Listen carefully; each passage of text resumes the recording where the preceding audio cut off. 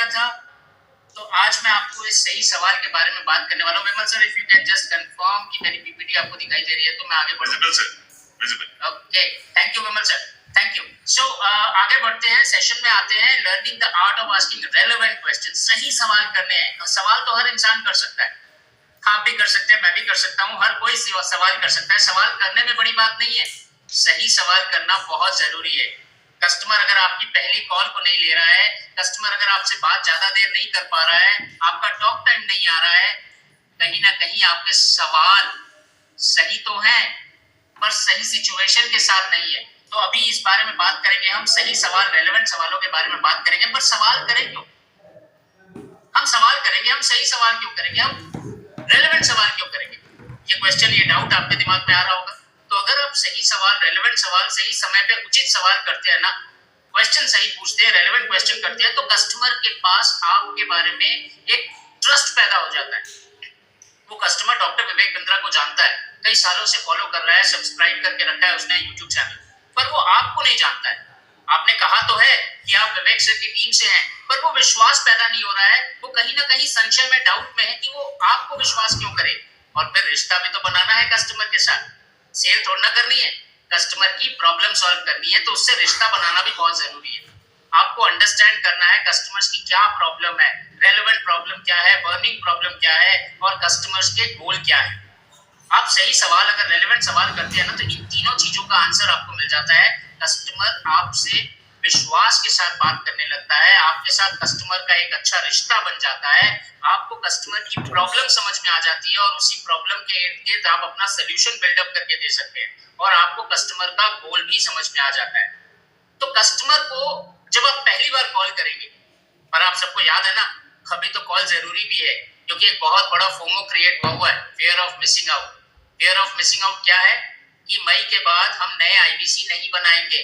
31 मई को लास्ट है जब हम आईबीसी बनाएंगे। तो जितने टोकन दिए हुए कस्टमर है सबको कॉल लगाइए इस सेशन के बाद, जितने आपके प्रोस्पेक्ट्स है सबको कॉल लगाइए, जितने P0, P1, P2 के कस्टमर है सबको कॉल लगाइए, जितने नए प्रोस्पेक्ट्स हैं उन सबको कॉल लगाइए। 27 तारीख को विवेक सर आईबीसी मॉडल पे, आखिरी संडे है मई का जब विवेक सर वेबिनार करने वाले हैं, लेके आइए उनको उस प्लेटफॉर्म पे और क्लोजिंग करिए। पर कस्टमर आएगा क्यों?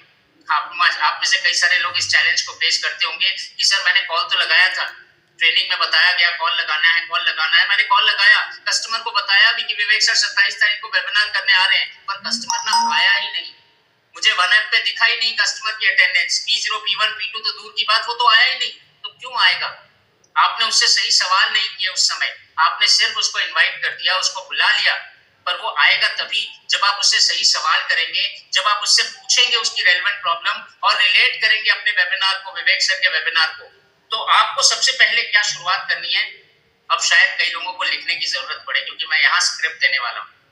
आपको क्या बात करनी है कस्टमर से, उसकी स्क्रिप्ट मिलने वाली है। तो मैं इमेजिन करता हूँ आपको सोशल मीडिया से, फेसबुक से, आपने या तो चैनल पार्टनर से या बड़ा बिजनेस के वन ऐप से लीड ले ली। अब ये लीड कहाँ से आई? ये लीड आई फेसबुक से। फेसबुक पे कोई एक गुप्ता जी थे जिन्होंने फेसबुक पे आपके कैंपेन पे रजिस्टर किया, यानी उन्होंने अपना नाम, ईमेल आईडी और अपना फोन नंबर आपको दिया। अब आप उनसे पहली बार बात करने जा रहे हैं, फेसबुक से लीड आई है और उससे आप पहली बार बात करने जा रहे हैं। अब आप कैसे शुरू करेंगे? मैं अगर हर्ष अरोड़ा हूं और मैं डॉक्टर विवेक बिंद्रा की टीम से आईबीसी हूं और मेरे को गुप्ता जी का नंबर आया है, तो मैं कैसे बात करूंगा? मैं स्टार्ट करूंगा, गुप्ता जी कैसे हैं आप? गुप्ता जी, मैं डॉक्टर विवेक बिंद्रा जी की टीम से हर्ष बात कर रहा हूँ। आपकी इंक्वायरी आई थी फेसबुक पर, उसी के बारे में बात करनी है आपसे। मैं यहाँ रुक रुक के बात करता हूँ। कई बार क्या होता है, कुछ आईबीसी क्या करते हैं कि हर्ष सर ने कहा था कि बात करनी है, ये 3 लाइनें स्क्रिप्ट में दी थी, मैं बात करता हूँ। गुप्ता जी कैसे हैं आप? गुप्ता जी, मैं डॉक्टर विवेक बिंद्रा की टीम से बात कर रहा हूँ, आपकी इंक्वायरी आई थी फेसबुक पर, उस बारे में बात करनी। नहीं, गोलियां नहीं चलानी है उस पर, उसने फेसबुक पर इंक्वायरी करी थी, आपसे बात करना चाहता है वो, पर इसका मतलब ये नहीं कि आप उस पर गोलियां चलाएंगे। गोलियां यानी शब्दों की गोलियां। आप पॉज देके बात करेंगे, प्यार से बात करेंगे, इस तरीके से बात करेंगे कि आपका कोई रिश्तेदार, कोई पुराना दोस्त, कोई पुराना संगी साथी आपके साथ बात कर रहा है। सिर्फ इमेजिन करिए कि वो आपको जानता है, आप उसको जानते हैं, और इंतजार करिएगा उसके रिस्पॉन्स का भी। गुप्ता जी कैसे हैं आप? यहाँ पे इंतजार करिएगा कि वो कहेगा अच्छा हूँ। अच्छा हूं, और उसके बाद आप कहेंगे गुप्ता जी मैं डॉक्टर विवेक बिंद्रा जी की टीम से हर्ष बात कर रहा हूं। अब यहाँ पे आप कुछ चीजें देखेंगे कि स्लाइड पे कुछ चीजें बोल्ड की हुई है। पहली गुप्ता जी को मैंने बोल्ड कर दिया, दूसरा डॉक्टर विवेक बिंद्रा सर के नाम को बोल्ड कर दिया, तीसरा मैंने अपने नाम को बोल्ड कर दिया, फिर इंक्वायरी की बात पे तवज्जो दी, बोल्ड किया है, और फिर फेसबुक के ऊपर बोल्ड किया है। आप जानते हैं कि इसको किस लिए मैंने बोल्ड किया है? मैं इसको नॉर्मल में लिख सकता था, सिंपल एक सेंटेंस में लिख सकता था। इन वर्ड्स को बोल्ड करने के पीछे का कारण क्या है? मैं आपको एक छोटा सा किस्सा बताता हूँ, अपना किस्सा। मालूम है मैं सबसे ज्यादा किससे प्यार करता हूँ? मैं, यानी मेरी एक आइडेंटिटी है, और मैं सबसे ज्यादा किससे प्यार करता हूँ? मैं अपने नाम से सबसे ज्यादा प्यार करता हूँ। क्यों? क्योंकि ये नाम मुझे बचपन में सबसे पहली चीज के तौर पे दिया गया था। अगर मुझे मेरी कोई पहली चीज मुझे दी गई थी तो वो था मेरा नाम। बाद में तो उम्र चलती गई और मुझे बहुत कुछ मिलता गया, पर ये नाम मुझे पहली चीज दी गई थी, और इस नाम से मेरा परिचय बहुत पुराना है। जितनी मेरी उम्र है, जितना मुझे समझ में आने लगा है, उतना पुराना है मेरा नाम। और अगर मैं उसे अपने नाम से बात करता हूँ, शुरुआत करता हूँ, हेलो मैं हर्ष अरोड़ा बोल रहा हूँ, मैं डॉक्टर विवेक बिंद्रा की टीम से हूँ, क्या मेरी बात गुप्ता जी से हो रही है? मैं ये नहीं कहता ये गलत है, पर मुझे उसको प्यार देना है, मुझे उसको अपने साथ जोड़ना है, तो मुझे उसको सबसे पहले उसके नाम से उच्चारण करना है, पुकारना है, क्योंकि इससे क्या होता है? अपनापन आता है, इससे अपनापन की फीलिंग आती है। पहले मैंने गुप्ता जी का नाम लिया, अपनापन आ गया, फिर मैंने डॉक्टर विवेक बिंद्रा का नाम लिया। यहाँ भी मैं सेकंड में अपना नाम नहीं ले रहा, डॉक्टर विवेक बिंद्रा का नाम ले रहा हूँ, क्योंकि डॉक्टर विवेक बिंद्रा सर ऐसे व्यक्तित्व है जिसके आप भी फैन है और वो भी फैन है। एक कनेक्टर बना हुआ है, एक कनेक्टर बना हुआ है। तो पहले गुप्ता जी का नाम, दोबारा डॉक्टर विवेक बिंद्रा का नाम, और तीसरे में मैं अपना नाम लूंगा। मेरा नाम तीसरे में आ रहा है, तो मैं दोबारा दोहरा रहा हूँ, गुप्ता जी कैसे हैं आप? गुप्ता जी मैं डॉक्टर विवेक बिंद्रा की टीम से हर्ष बात कर रहा हूँ। मैं आपसे, आपने जो इंक्वायरी की थी फेसबुक पर, उसके विषय में बात करना चाहता हूँ। तीन चीजें बहुत क्लियर, अपनापन जगेगा तो आगे बात बनेगी। अब बारी आती है सवाल करने की, और सवाल करने के पहले परमिशन लेनी जरूरी है। परमिशन लेनी बहुत जरूरी है, क्योंकि बिना परमिशन के अगर आपने सवाल शुरू कर दिए तो शायद कहीं ना कहीं नाराज हो जाएंगे गुप्ता जी। तो आपको सवाल करने के पहले परमिशन लेने की बहुत जरूरत है। सर क्या इस बारे में मैं आपसे 5 मिनट बात कर सकता हूँ? प्यार से मुस्कुरा के। ये मत सोचिएगा कि टेलीफोन पे बात कर रहे हैं, मुस्कुराने की क्या जरूरत है, अगले को तो आपकी मुस्कुराहट दिखाई ही नहीं देगी। नहीं, ऐसी बात नहीं है। मुस्कुराहट देखने से ज्यादा महसूस की जा सकती है, आपकी खुशी महसूस की जा सकती है, आपकी मुस्कुराहट महसूस की जा सकती है। तो मुस्कुरा के, दिल में खुशी लेके, दिमाग में पॉजिटिविटी लेके आप उनसे बात करेंगे, सर क्या मैं इस बारे में आपसे 5 मिनट बात कर सकता हूँ? आप क्या जानना चाहते हैं हमारे आईबीसी मॉडल के बारे में? याद रखिए आपने एक कैंपेन किया था आईबीसी के ऊपर, और उसी आईबीसी के कैंपेन में फेसबुक पे गुप्ता जी ने अपनी लीड जनरेट की थी, और वहां पे आपको ये भी पूछना है हमारे आईबीसी मॉडल के बारे में क्या जानना चाहते हैं, क्या बताऊं मैं, कैसे मदद करूं? अब बारी आती है सवालों के सिलसिले की। उनको बोलने दीजिए, उनको बोलने दीजिए, उनको बताने दीजिए। और एक बात ध्यान में रखिएगा, विवेक सर हमेशा कहते हैं क्लोज एंडेड क्वेश्चन नहीं पूछने हैं, ओपन एंडेड क्वेश्चन पूछने हैं। तो एक बार अपने दोनों हाथों को सामने लेके आइए। आप लोग जितने लोग भी वीडियो पे है या वीडियो पे नहीं भी हैं, हाथों को सामने में लेके आइए, और एक बार हाथों को खोल के बताइए ओपन एंडेड क्वेश्चन पूछने हैं। कौन से क्वेश्चन पूछने हैं? एक बार हाथों को सामने लेके आइए, अपने दोनों हाथों को सामने लेके आइए, और एक बार दोनों हाथों को इस तरीके से करिए, ओपन एंडेड क्वेश्चन पूछने हैं। कौन से क्वेश्चन पूछने हैं? ओपन एंडेड क्वेश्चन पूछने हैं। हाँ या ना का जवाब नहीं, उससे बात करनी है, उसको बोलने का मौका देना है। ओपन एंडेड क्वेश्चन पूछने हैं। आपको ये नहीं कहना है कि मैं अच्छा हूं या बुरा हूं, वो हाँ या ना में खत्म कर देगा, अच्छा बुरा में खत्म कर देगा। कैसा चल रहा है अब वो बताएगा, अपने बारे में, अपने बिजनेस के बारे में, अपने बारे में, अपने हेल्थ के बारे में, अपने स्वास्थ्य के बारे में। तो ओपन एंडेड क्वेश्चन पूछने हैं। विवेक सर हमेशा कहते हैं सही सवाल पूछने वाला सबसे बड़ा खिलाड़ी है, बाकी के जितने बेचू वो सारे अनाड़ी। तो सही सवाल पूछने वाला ही खिलाड़ी है। तो अगर आपको खिलाड़ी बनना है, इस सेशन में जुड़े रहिएगा, देखते रहिएगा। इन सवालों का सिलसिला आगे बढ़ाते हैं। अब आपको आगे जाना है, उनसे सबसे पहले पता करना है कि वो डॉक्टर विवेक बिंद्रा को फॉलो करते हैं।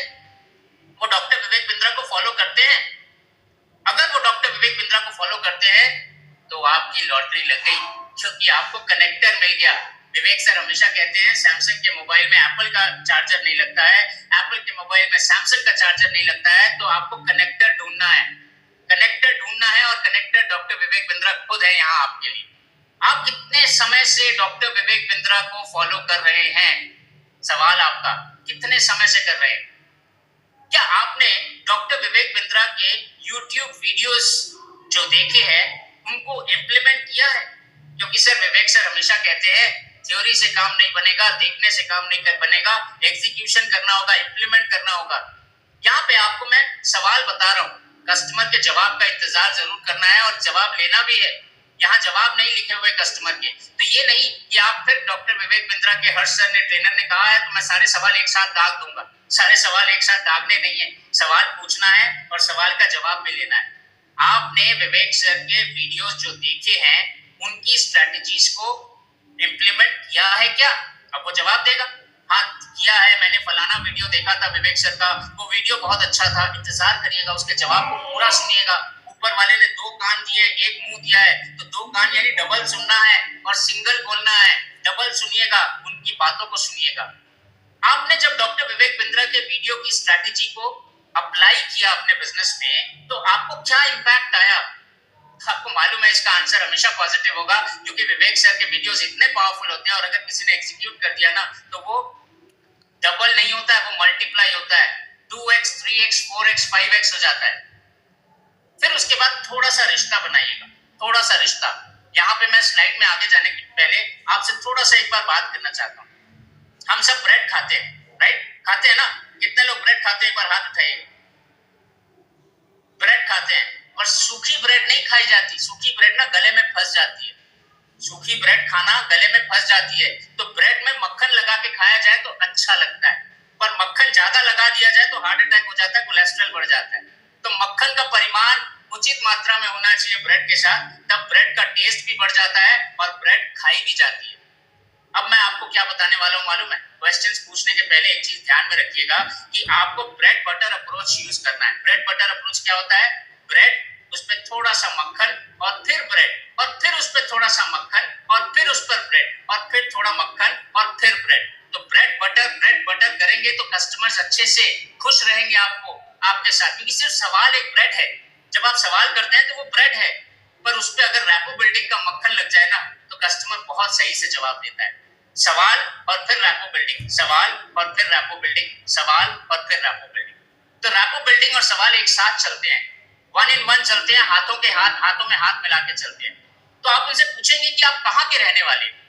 अब अगर वो कस्टमर कहता है मैं कलकत्ता का रहने वाला हूँ, तो आपको ये नहीं कहना है, दूसरा सवाल नहीं दाग देना, शुरू से यही रहते हैं या काम पढ़ाई करते हैं, नहीं। आपको फिर मक्खन लगाना है, रैपो बिल्ड करना है। अरे सर कलकत्ता तो बहुत मीठी जगह है, वहां का रसगुल्ला बहुत फेमस है। आपने मक्खन लगा दिया। अब फिर ब्रेड।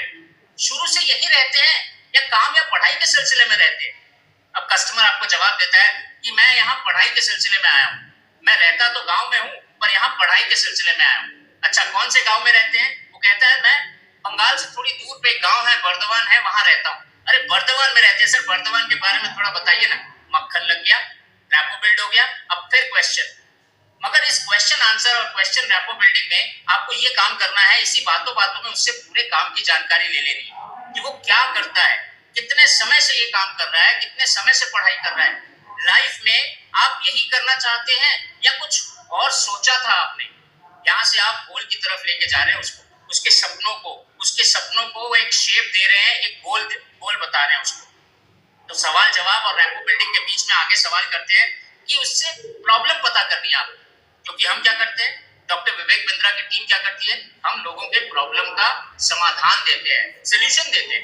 अब कस्टमर्स प्रोस्पेक्ट्स जो है अलग अलग तरीके के होंगे। वो एंटरप्रेन्योर हो सकता है, वो स्टूडेंट हो सकता है, वो सेल्फ एम्प्लॉयड हो सकता है, वो सैलरीड हो सकता है, वो हाउसवाइफ हो सकती है। बहुत अलग अलग तरीके के कस्टमर्स आपको मिलेंगे जिनसे आप बात करके उनकी प्रॉब्लम को पता करेंगे। पर एक बात याद रखिएगा, एक कस्टमर आपको तभी प्रॉब्लम बताएगा जब आप उससे रिश्ता कायम कर सकेंगे, रिश्ता रैपो बिल्डिंग कर सकेंगे, कनेक्टर सही से बैठा सकेंगे। तो प्रॉब्लम्स कैसे पूछेंगे? एक बिजनेसमैन को आप क्या पूछेंगे कि सर आप बिजनेस में कौन कौन सी प्रॉब्लम फेस कर रहे हैं? आप ये नहीं पूछेंगे कि सर बिजनेस में प्रॉब्लम है या नहीं, वो तो हाँ या ना देके खत्म हो जाएगा। क्या करना है आपको? ओपन एंडेड क्वेश्चन पूछने हैं जिससे वो कहे आपको, बताए आपको, अपने दिल की बात बताए आपको।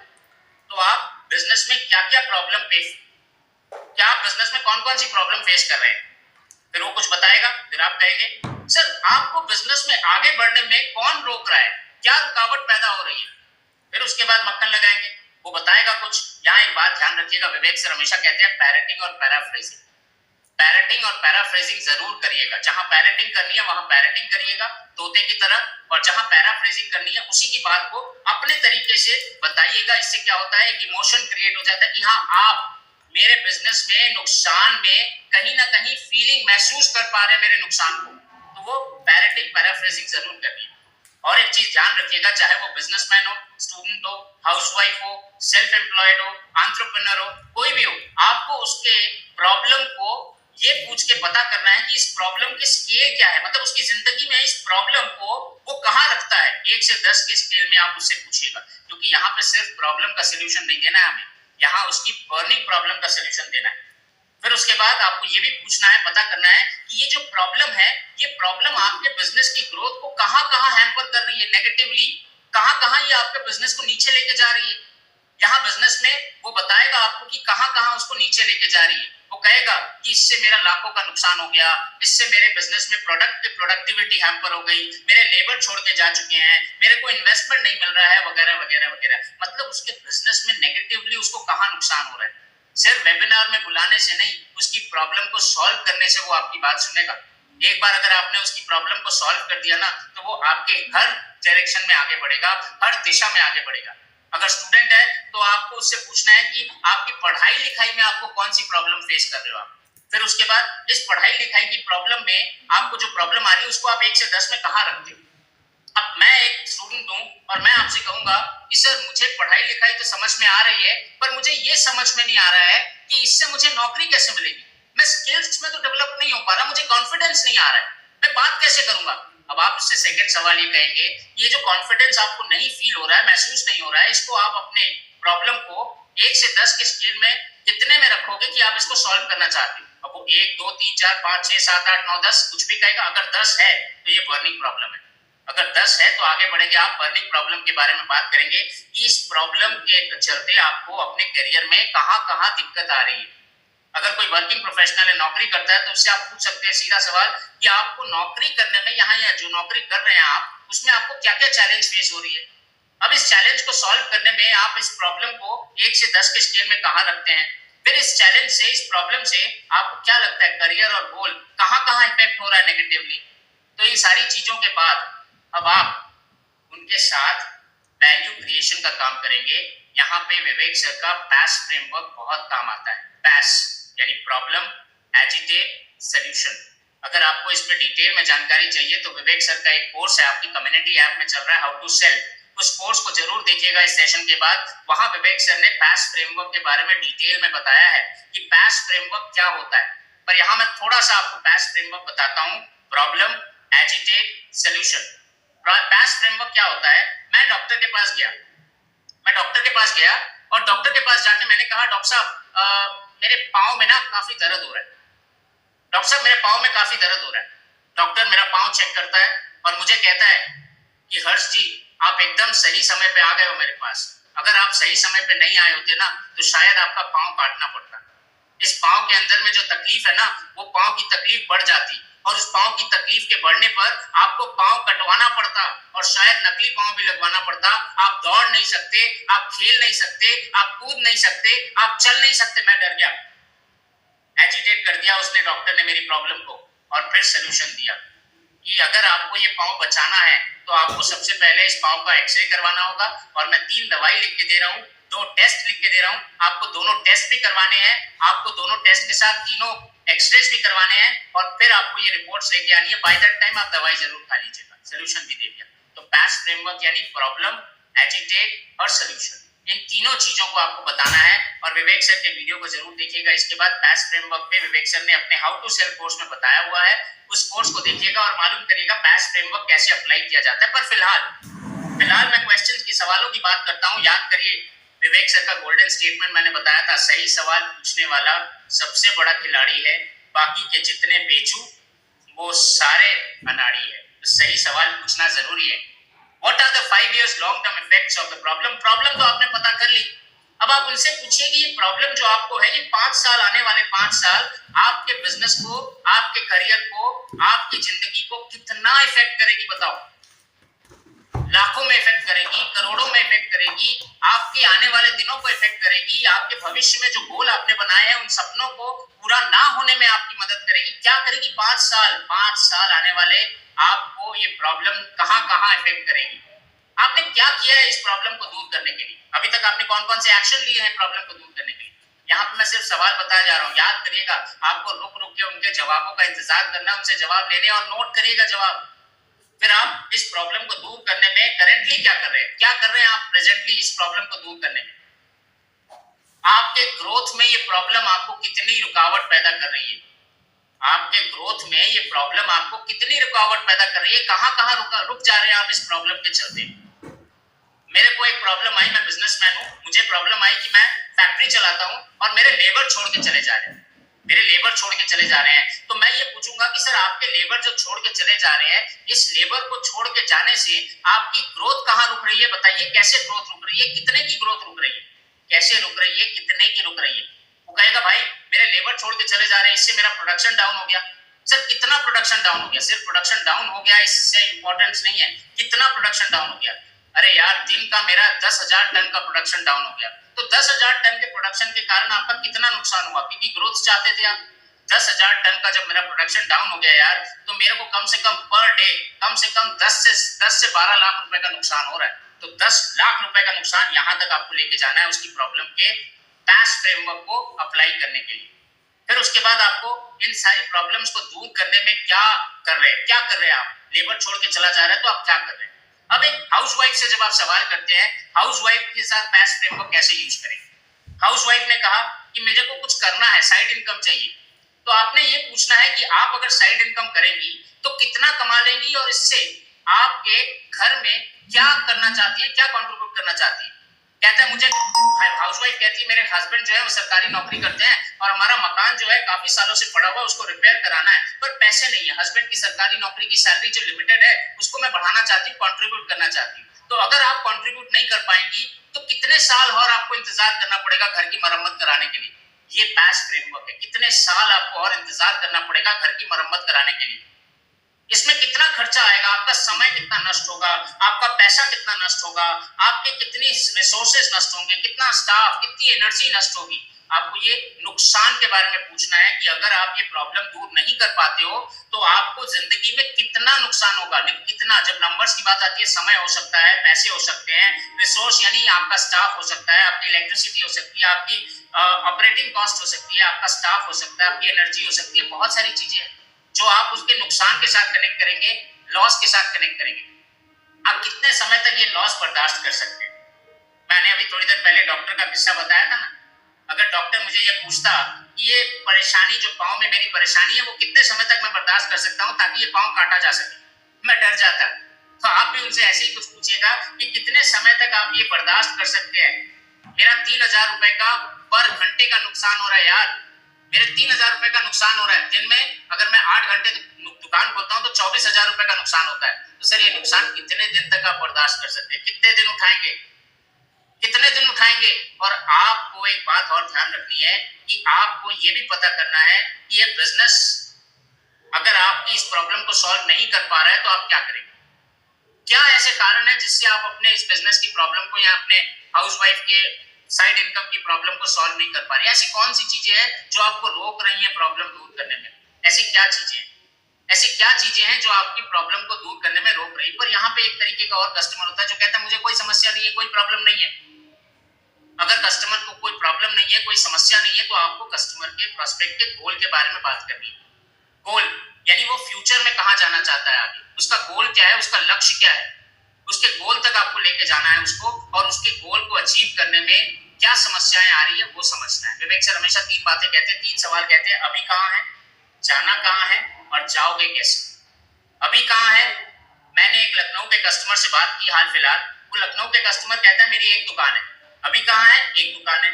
जाना कहाँ है? कहता है मैं यूपी में अब 3 साल के अंदर मैं कम से कम 20 दुकानें खोलना चाहता हूँ। जाना कहाँ है? 20 दुकानें बनानी है।